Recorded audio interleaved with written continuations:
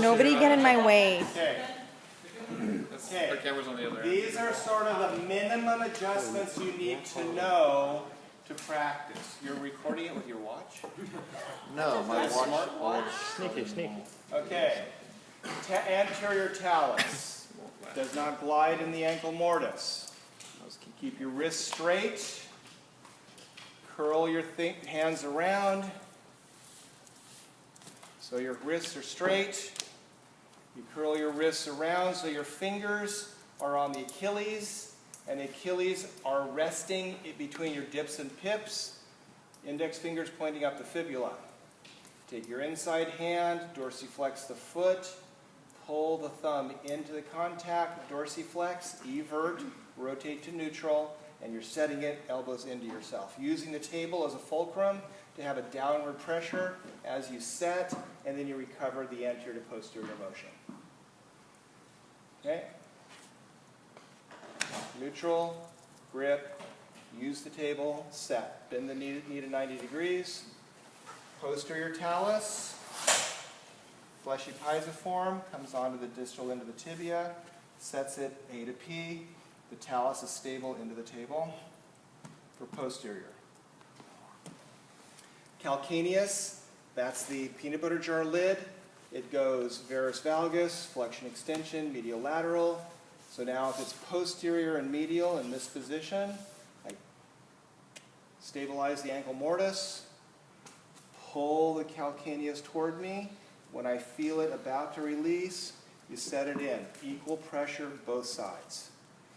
So the letter that you're scribing, the effort shape, is like a capital J, full force down, and both hands are rounding it at the bottom.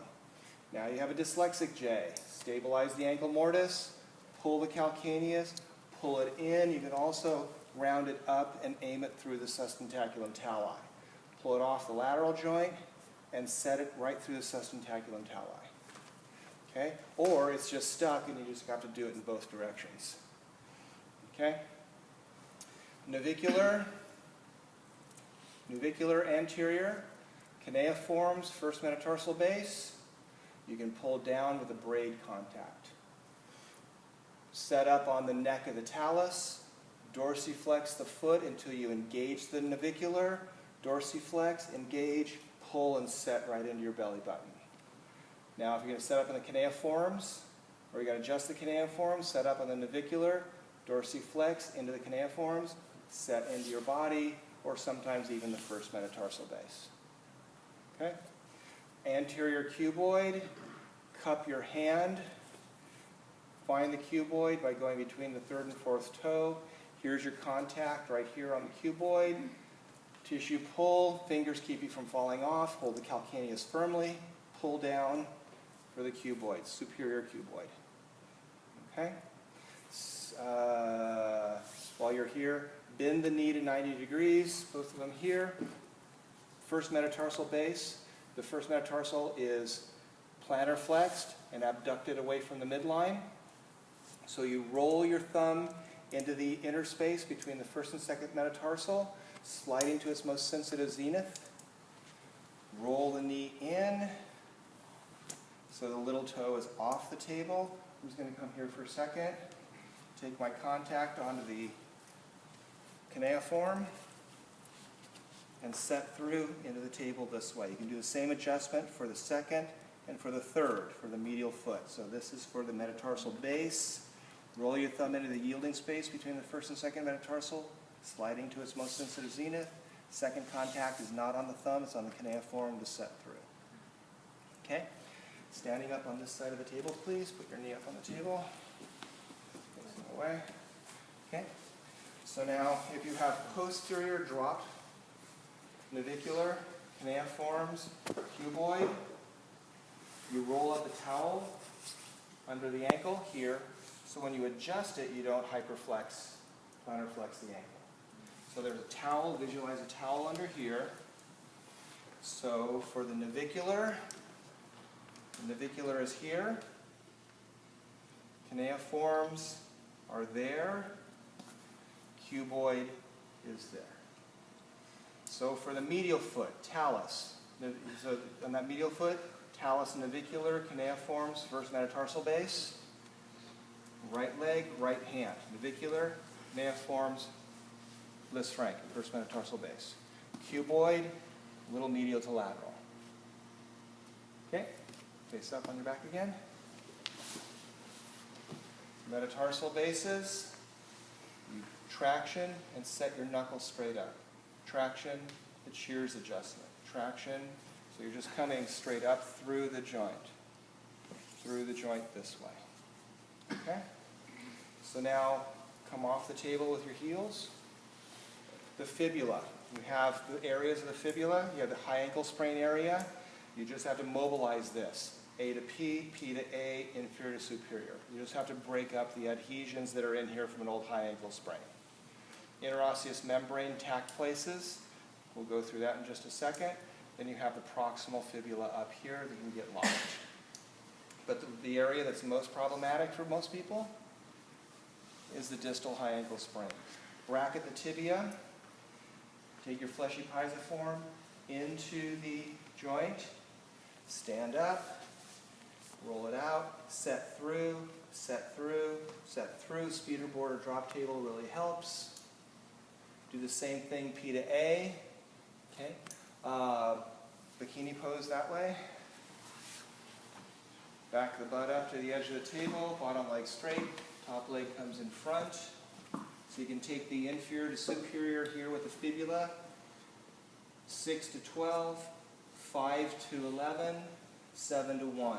Take it straight up, this way, this way. Just break this up. This way, that way, that way, that way. You've got to break up the adhesions there. Okay? So now the interosseous membrane. You feel for the adhesions in the interosseous membrane. If you feel an adhesion, you want to be bending the fibula to release the adhesion. Load in, set, stretch, stretch, stretch. You can have a drop piece underneath and that would help. Okay?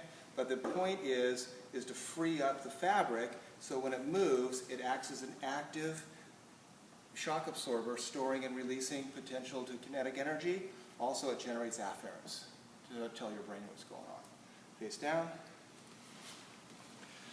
Posterior proximal fibula. Hook your hand behind the fibula.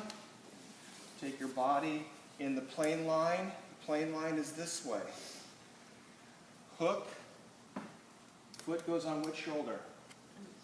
Inside. Don't put your face between your patient's legs. That's bad. Come to here and pull. Yes? Face up. Okay.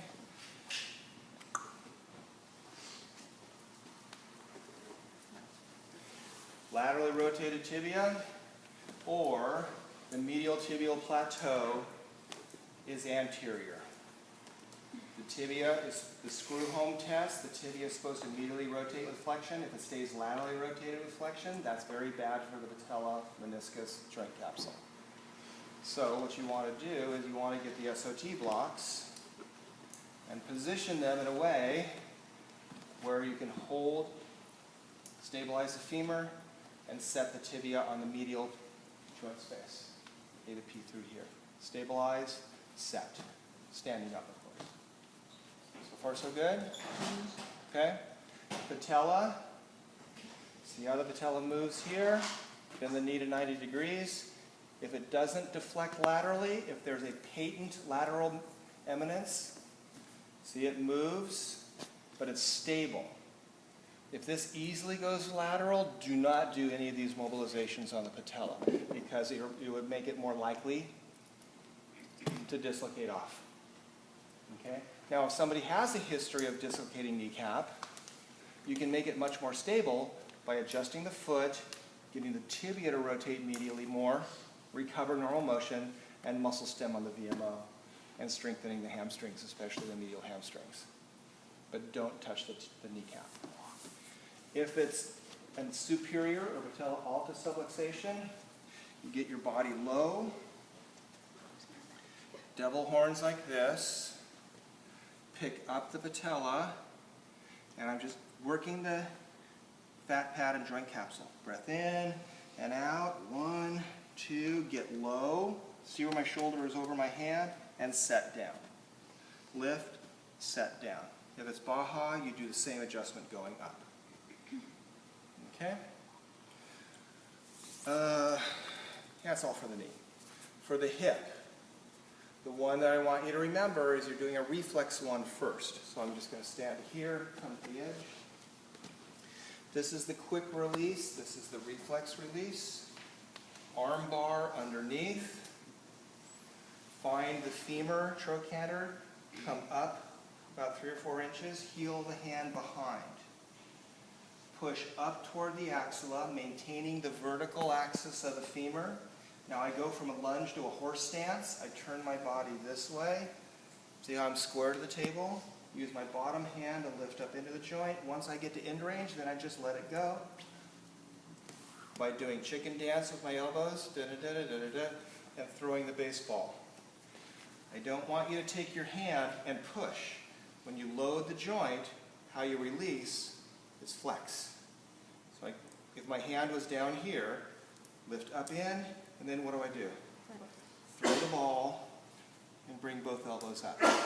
The quicker it drops, it seems to reset the nervous system. Okay?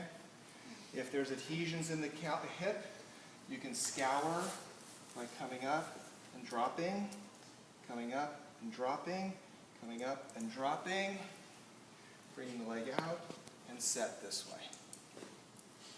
Okay? So that's for any questions about lower extremity. So let's stop, and then we'll turn it back on for the next.